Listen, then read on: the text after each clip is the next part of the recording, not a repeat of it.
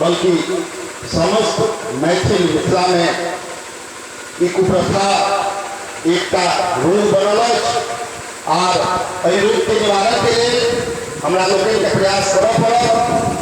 जतेक व्यक्तिगत प्रतिबद्धता सब गोटे अपना आप के जाहिर करो ततेक जल्दी ई कुप्रथा दूर है।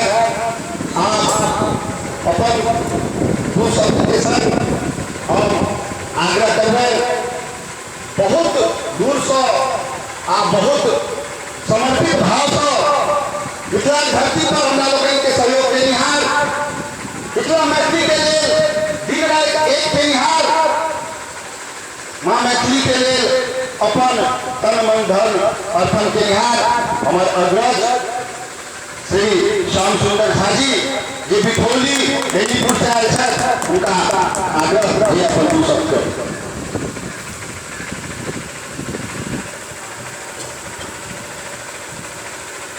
मिथिला के धरोहर सौराठ सभागाछी के सबसे पहले हमर नमन करै छी। आइ एहि धरती के देखबाक सौभाग्य भेटल, सुनैत रही धिये पुता सब किछु एहिठामक व्यवस्था देख के नीक नहीं लागल। खैर जे होय, हमरा लोकनि किछु दोसर उद्देश्य से आयल छी। माँ जानकी ओहि उद्देश्य के पूरा करैत दहेज शब्द सुनते बहुत लोग के चोन्हराइ जाइ छनि, जो कन्या विवाह जोगरक हो जाइ छनि तऽ की करी कोना करी, परिवार घूमै नहि छियै,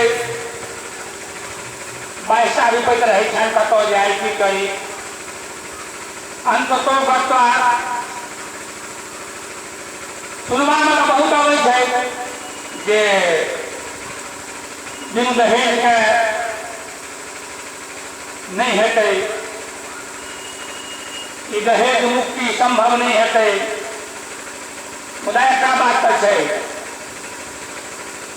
किछु दिन से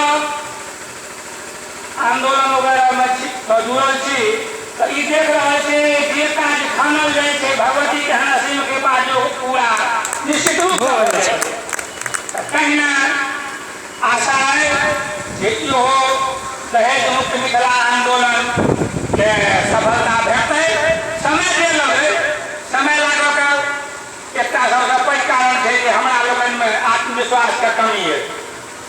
सोचऽ लगै छियै जे जाहिठाम जेबै जो दहेज मुक्ति के बात करबै, जे बिन दहेज के हमरा हुए तो की हेतै, की कहता आदि आदि नाना तरह विचार मन में उत्पन्न होइ छै।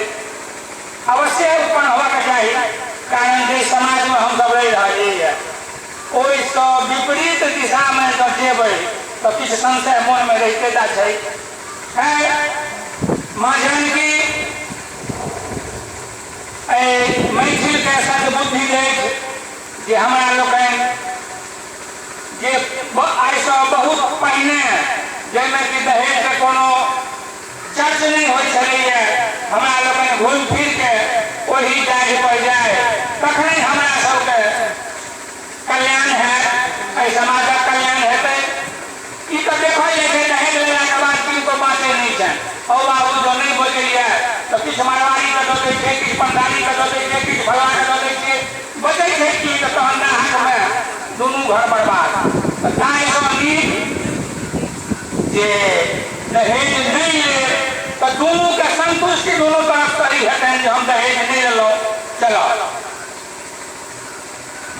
कह के तो बहुत किछु बहुत गोटे कहथिन।